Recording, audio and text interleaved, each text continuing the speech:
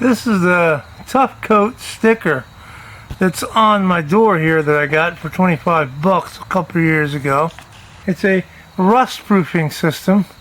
The reason why there's that little plug right here and several other little plugs all over it, so they can inject the rust proofing in it. And see how, I mean, the door is pretty solid, so I guess this Tough Coat actually worked. And the inside of this door has also been used on the inside of this nice, wonderful trunk lid from the same 74. Has the same little plugs everywhere, all along every single plot they could put it, I guess. They really went nuts. And there's one there. It looks like a black tarish type of a coating, but it did keep the interior rust free, so I'm just going to remove the paint off of this and use this as my guinea pig for my Pro 44 gun that I just got from TCB Global. I'm going to remove all the little plugs that are there installed for the rust treatment of the Tough Coat that they put on years ago. And little plugs I'm going to save because I have holes every single place. I'm going to just gently remove these plugs because I really don't have any replacement for them. I don't want to go looking for any more.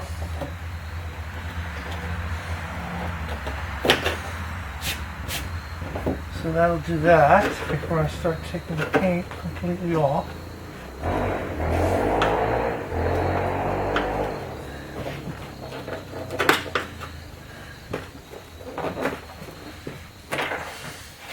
That's what they look like. I'll save every single one. This is a factory one for the factory hole, and these are definitely the ones they used for the rust coat on the inside. Always bag and tag everything. It's the best way to always be able to find everything you need. I like to keep all my sanding stuff, all my DAs, everything. This Bondo Hog is a good job to do it, taking out that paint on that. Only got 80 grit or 40 grit on there. Box is only $99, so it's a good buy and does the job.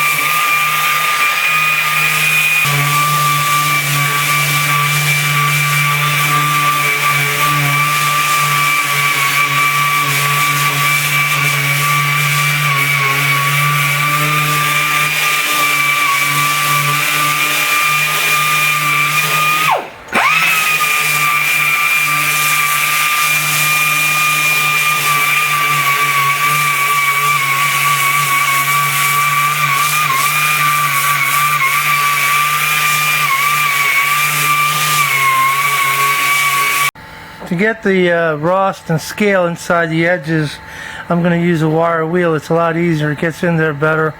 You'll also get a lot of the old body seal, old rubber type seal they use on the flanges.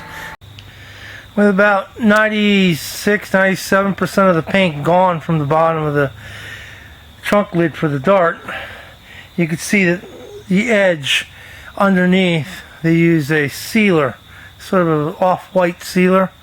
The best way I found to take it off is usually just take a map torch and just heat it up, scrape it off, brush it off, or use the air tool with a brush attachment and just scrape it right out.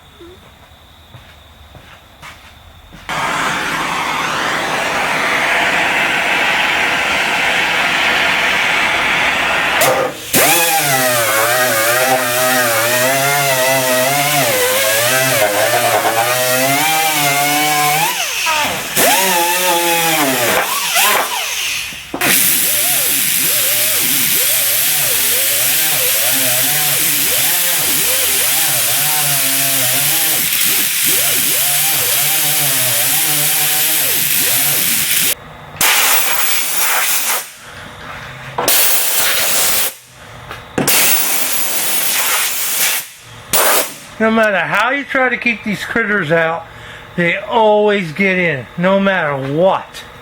And it's a pain in the butt to clean out their nests.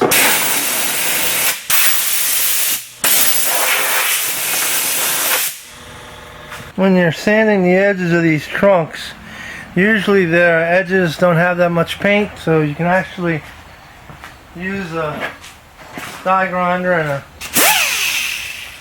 a wire brush. Just be sure you wear something to protect your eyes, because these things fly off.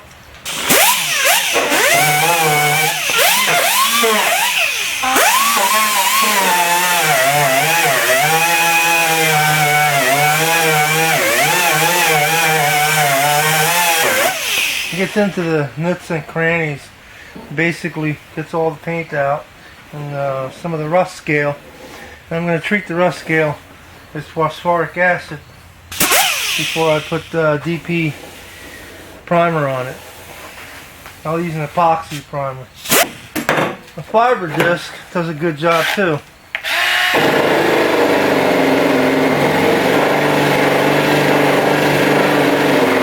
I like the fiber disc just to take the paint off, but it doesn't do that much on the rust as well as the wire brush.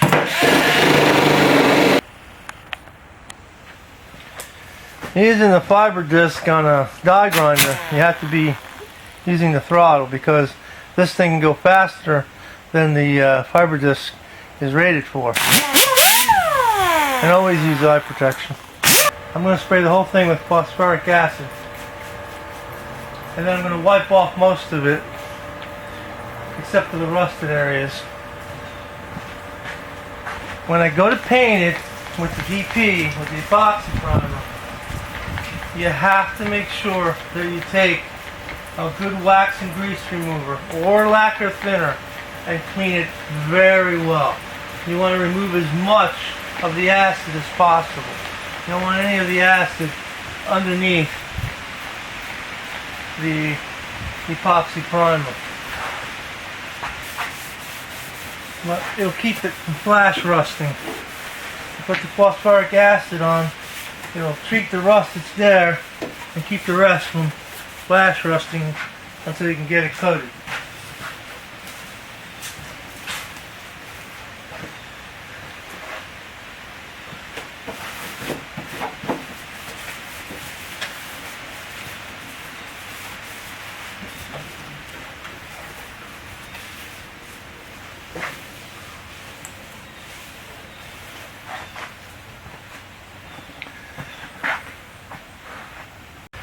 Stripping the large areas, the flat areas of the trunk lid is pretty easy with the Bondo Hog. 80 grit, 40 grit paper will do the job.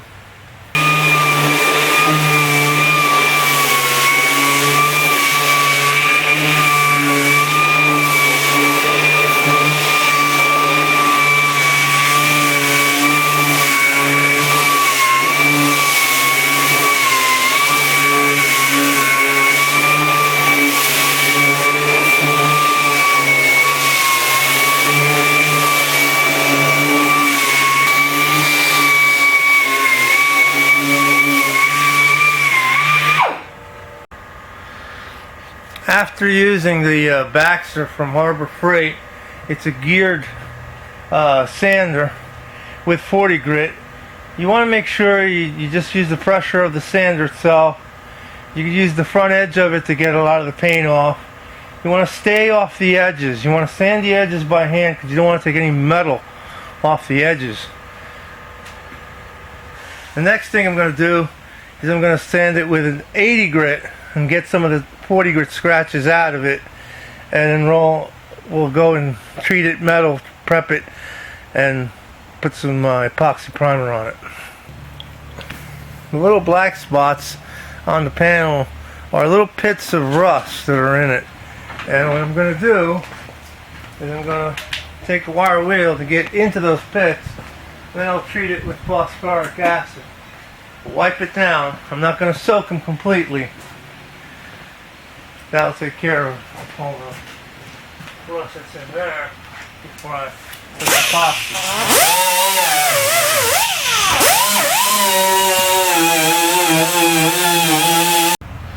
After wire wheeling all the pits and all the rust and getting most of it out, I'm going to use concrete metal prep from Clean Strip, good old cheap, easy to buy at Home Depot, Lowe's. I'm going to let it sit for a little while and then wipe it down.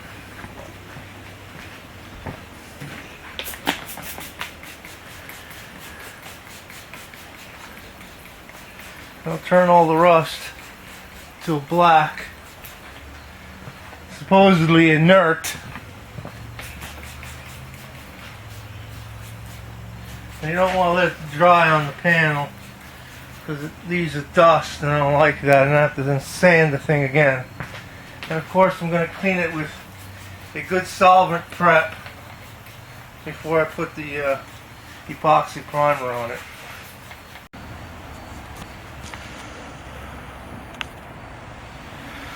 After a final sanding with the DA with 80 grit, after I've treated it with phosphoric acid and all, as you can see the rust that was on there is now black. I'm going to completely clean it with Prep Ball and wipe it all down. It's got to get nicely wet with Prep Ball, completely. I'm going to wipe it all off, get a nice wet surface. And if you look at the Prep Ball, you can see where the dents are. As soon as you put the Prep Ball on, you can see there's a dent right there. And in other places you'll see the same thing.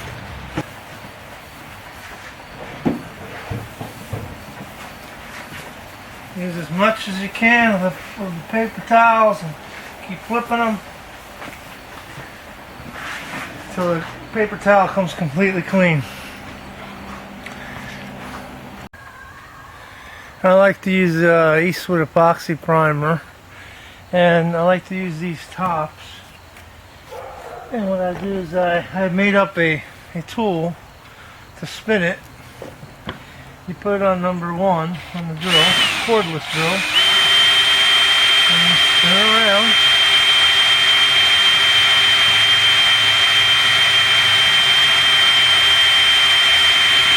This can I've had for at least 6 months, and it still works pretty good. It's still going to be okay to spray, and it stays fresh even though it's in this can.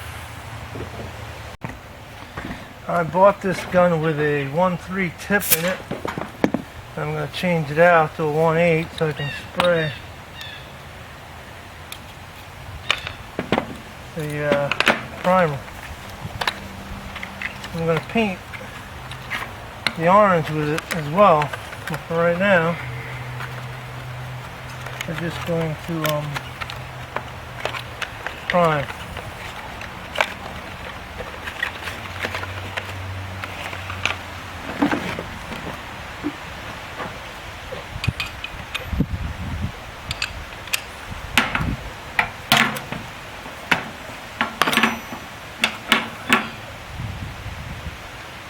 All it's about is just change the nozzle out to the 1/8 and the needle that goes with it.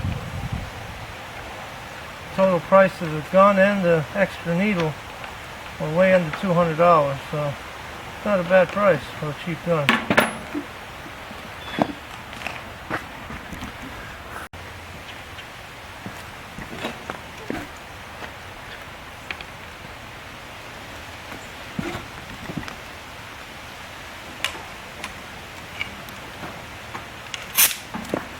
Always clean your gun out before you use it, just in case.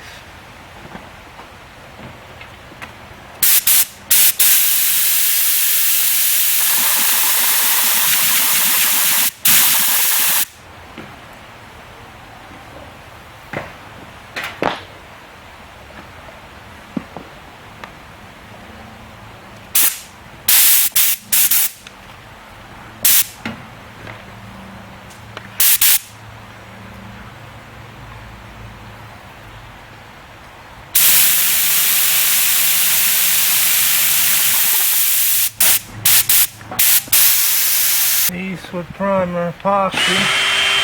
Mix it up one last time.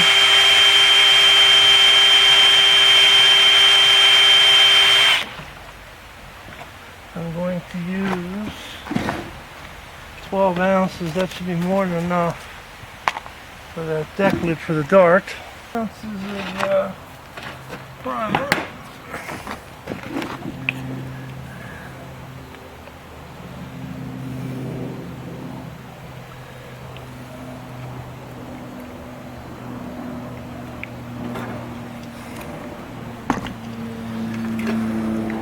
Six ounces of the primer part B. A total of 12 ounces.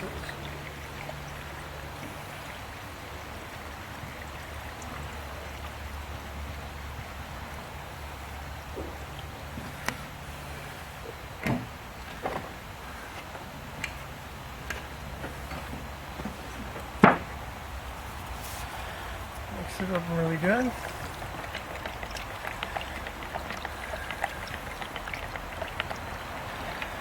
I'm going to use D-cups on this gun. I also use PPS, but it doesn't matter. I can use either one. I'm happy with both.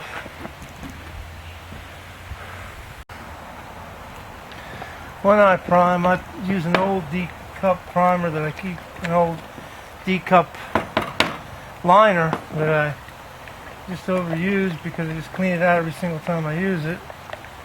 And it makes it more economical to use.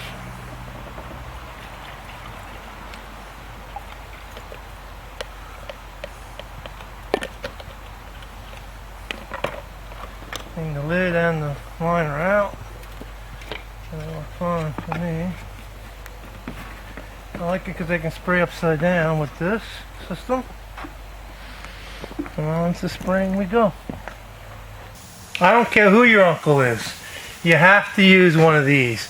A cartridge, charcoal style, for organic vapor. I don't care what you're doing. I have a blower in here.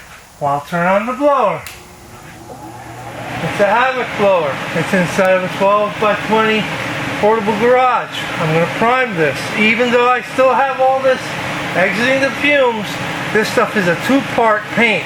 If you have a two-part paint, any kind of paint that uses hardener, you don't want that crap in your lungs.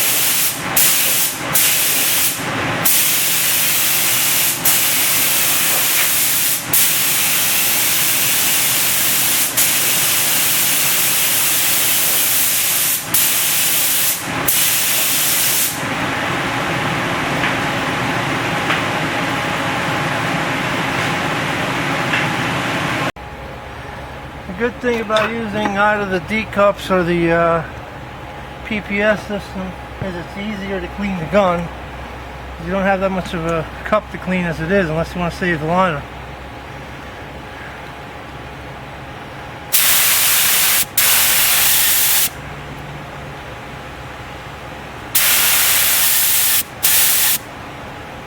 You can just fill the adapter with the cleaner. I use Naked Gun VOC compliant.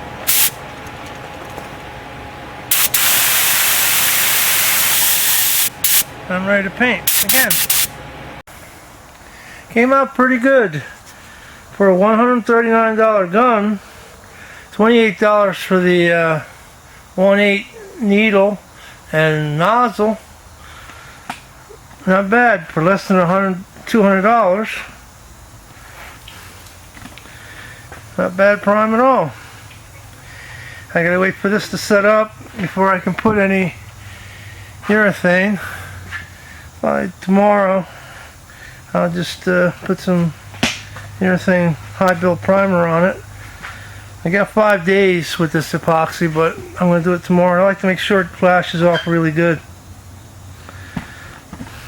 Until next time.